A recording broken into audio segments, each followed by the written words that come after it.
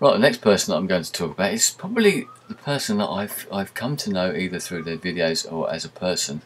The latest, if you see what I mean, the newest member of this group, if you want to call it that, Mike, MusoSF, somebody whose first video I saw approximately a year or so ago.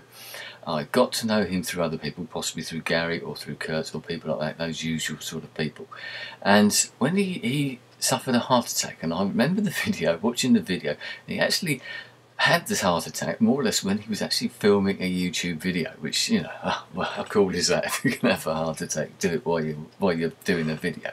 And I watched some of his other videos of when he was in hospital with that, and then I realised that he was a talented musician, etc. as well. But although I subscribe to his videos, he doesn't make a lot of videos, one of those things. But when I came to go to America this year to the YouTube gathering, the South Tube gathering, and it was arranged that I was going to meet Gary as well. And then I found out that Mike was going to be there, and I'd had no communication with Mike at all. So although, as I said in another video, I'd never met Gary before, so that was a leap of faith, a shot in the dark, call it whatever you want, to do that. Then at least I had a relationship, if you want to call it that, with Gary. We corresponded quite a lot through videos, etc., as I've relayed before. But with Mike, I didn't really know much at all. I knew that Gary was a big friend of his, and I knew that we had, you know, there was a musical bond once again. I knew he was a big music fan, and obviously said as a talented musician.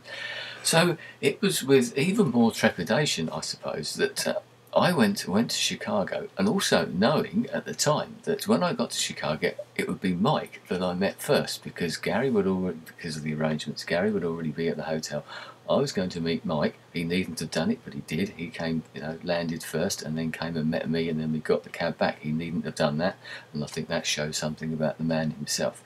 So that was a bit strange, and thinking that here I was, someone that I didn't really have anything to do with, and I was going to be spending 7 days with this particular guy. But you know what it's like. You needn't have worried. We met up straight away, and away we went. And I can't say anything better than that about the man. I don't think there's if you can do that, you can strike up a relationship, a friendship with someone, literally from the first, pretty much the first moment that you meet them, when you didn't really know much about them. And I don't expect Mike knew a great deal about me, only what he'd heard through Gary, etc.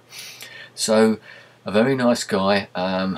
But one thing I will say about Mike is that he seems to know everybody, and maybe that's another sort of indication of what the man's like, is that he seems to know everywhere, wherever you go, or you mention the YouTube, oh, I know them, and he's friends with just about everybody. And as I said, you can't say much better than that. So a smashing bloke, a great talented musician, a very interesting guy as well. As I said, we had some great conversations. Without Mike, we wouldn't have seen quite so much, certainly in the Chicago area. He's an excellent tour guide, and another one of those people that I would love to meet again. I think I've formed a friendship. There's certain things that happened on that particular trip that will, you know, ever be between the three of us, I suppose, which is something that's it's always one of those things that's good to keep hold of. So Mike, once again, over there, Mike MusoSF. If you don't know him already, go and check out his videos. Anyway, thanks for your time. I'll speak to you again soon. Goodbye.